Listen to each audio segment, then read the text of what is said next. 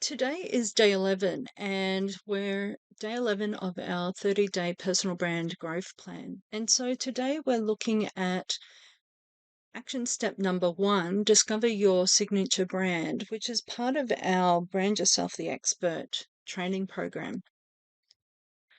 So, my name is Rachel Quilty. I am the author of the book Brand Yourself. I'm a personal brand strategist as well as a brand management consultant. And more recently, I have completed qualifications as a director and filmmaker. And that's been a brilliant skill set to have because that lends itself to video editing and video creation and filming our clients and creating interviews and show reels for them, etc. So when you start creating your signature product or your signature brand, it's really incredible the type of momentum that you can start to build because it really lends itself to a professionalism and a quality that becomes appealing and attractive to the media as well. So, as I was writing the book and I was launching the business, I was able to gain a lot of momentum. I became recognized as the authority around personal branding because I was changing the definition of personal branding from being your professional image, your signature style, into something much more greater than that, which was looking at this idea of creating a legacy brand and an empire and applying big business branding principles to your professional brand or your professional profile. And there's personal brands that were doing that. They have a business acumen and a business empire kind of background, but I was bringing that to the front. So what was being projected was the professional image or the personal image, and yet what was really happening was this incredible brand empire was being created below it. So personal branding is really the prerequisite to success. And my mission is to assist you strategically and systematically build your professional profile to enable you to leverage your personal brand and position yourself as finally the authority in your marketplace or field. Today, we're looking at action step 1, discover your signature brand. Action step number 2, determine your signature strategic plan. Action step number 3, define your signature product. Action step number 4, dominate with your signature webinar or sales message. Action step number 5, define or design your signature content. Action step number 6, oops.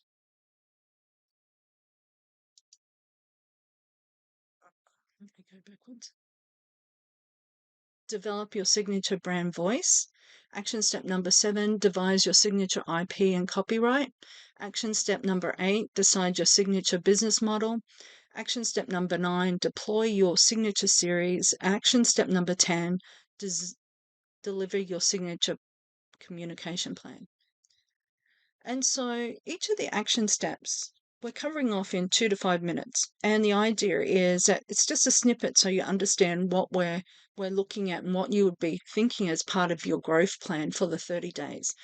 And so here we're looking at creating your signature brand, and it's really about adding some adventure. So in the first 10 days, we've really looked at the importance of our brand, what is it, and then starting to understand the values, our personal brand values, as well as some of the colors, some of the distinguishing features and elements of our brand. And it's all starting to come together. And so here we're really going, okay, what is the signature brand going to be? Because that is really, I call it cornerstone. And so it really is where we add some of the adventure and color to your business brand. So in the future trainings, we're going to consider elements of iconic brands and factors of determining your initial product offering. We will look at the benefits of an initial product, such as a book, which can establish you quickly, your expertise quickly. And I do say that because most of the people that I know that have been able to successfully launch careers have done it via a book. And so it is able, you are able to establish your expertise very quickly. I like to use Robert Kiyosaki and his branding as an example or illustration of what happens when you start to develop your signature brand. And so what if you looked at a lot of authors previously, he basically you wrote a book, you sent it into your publisher, and they designed a cover for you. And there was, you know, it just depended on the designer of the day, and so there was no congruence or consistency within the branding. And so Robert Kiyosaki was literally the first author that took a hold of his branding and his signature branding and said, this is how I'm going to design my book, and this is going to create the signature brand for all my products moving forward. So if you know Robert Kiyosaki, his first book was If You Want to Become Rich, Don't Go to School. And so, and it's got, a white cover and, just an interesting font as a cover.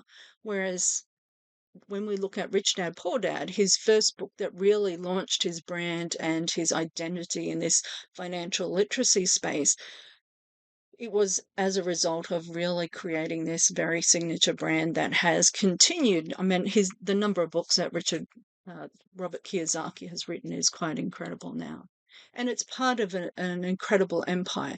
And it's been around for over 20 years now. So I remember I went to his weekend seminar, and he was literally launching that book and that brand at that stage. And that was literally over 20 years ago now. So the two important lessons we learned from Robert Kiyosaki is that it's okay for your first attempts to be less polished, and that you can recover. And secondly, because what you can do is, second edition, you start creating one. It's really great to create a book and then have a reprint or a second edition, which is where you really do polish it and refine your branding. And that can be a really important factor. However, what we want to do is start right from day one, having this signature brand in place. And so we're just within this training, although there are a lot of elements to it, it's really just understanding that you're creating something that's going to be duplicated in a sense over a number of products, and it's going to become very much of your visual brand identity. So you want to make sure that you own it, that it really captures and appeals to people's senses and their preferences and what they're looking for as a solution to their problem. Okay, so the second lesson we learned from Robert Kiyosaki is the value of developing a very strong brand identity. So he has the gold and purple palette, the Rich Dad Poor Dad trademark, the identity myth, which is that kind of story and narrative that runs through the product lines between the Rich Dad and the Poor Dad. If you've ever read his books, you'll understand that there's kind of this narrative that runs through Rich Dad, Poor Dad, these comparisons of the different way that they taught their children how to become financially literate or illiterate. Okay, so contrary to popular perception, iconic brands do not simply happen by chance. They're usually incredibly well crafted, they're carefully planned and executed. Robert Kiyosaki was able to strategically manage the Rich Dad Poor Dad brand, and you see how quickly he was able to create an iconic brand within the wealth creation niche.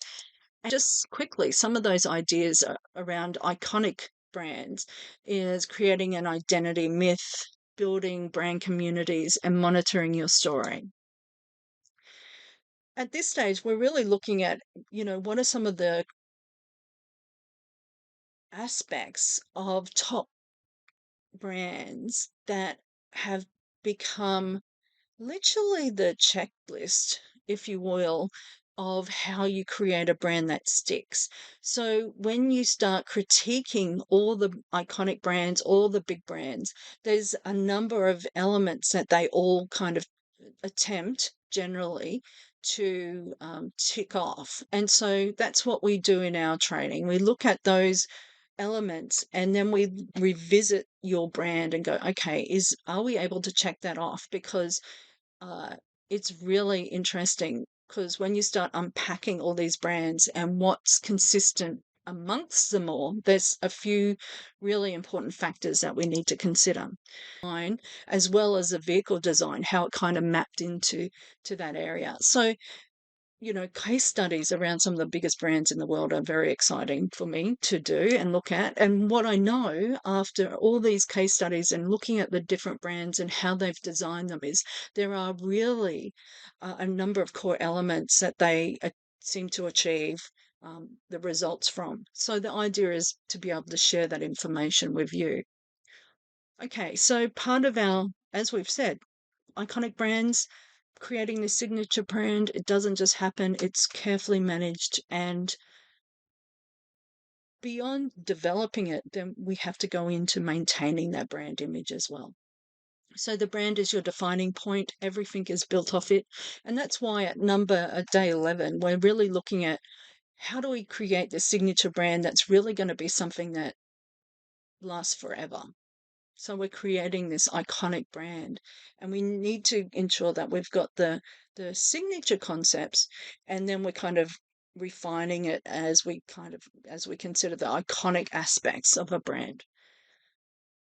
And you can see, like, over the 10 days of this training program, we kind of start refining and rebuilding, and we're still in a process where we're not launched a strong brand, so we still have a capacity to massage the brand a little bit. And, I mean, my branding was 3 years, took me 3 years to develop it. So it wasn't something that was overnight. And so what I've done is kind of streamline that process into a 12-week training program where you really kind of do an intensive around your brand. So some of the issues that we look at as part of the action plan, your signature brand, is that we start looking at building your signature brand. We look at your brand identity and logo, your brand design, your signature products, how it's kind of going to translate from a brand and a logo to how it's going to look on a product, your brand strategy as well as your brand story. So how we're going to weave your branding into all this, the products, the training, the series, the merchandise. You need to be able to how does it translate into all these other products and all these other services and into the various um, into your customer touch points as well. So when I'm looking at my branding, JumptheQ, we're looking at that iconic image that's disassociated. We're looking at those colors, and so it's translating quite nicely into different products, and then it translates as well into the training program. So we've created the book, and then we created the training program off the book. And so we can see there's a consistency, but we see that there's also a change because we've changed the image.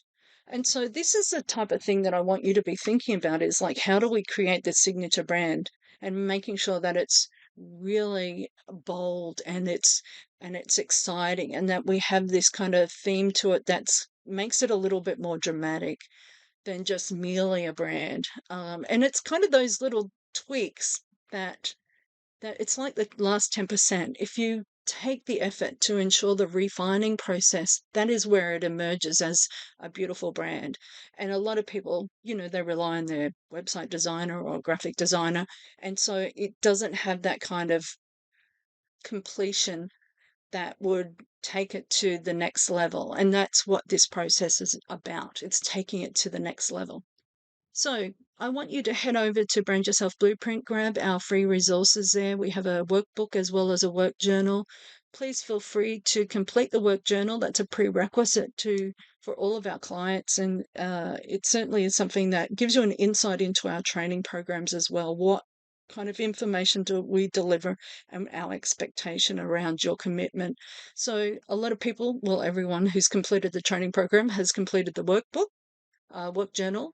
Feel free to complete it. Feel free to send me it. Feel free to ask me any questions, or if you've got any issues, feel free to drop me an email, rachel@rachelquilty.com or info@jumptheq.com.au, or just leave a comment on the Facebook.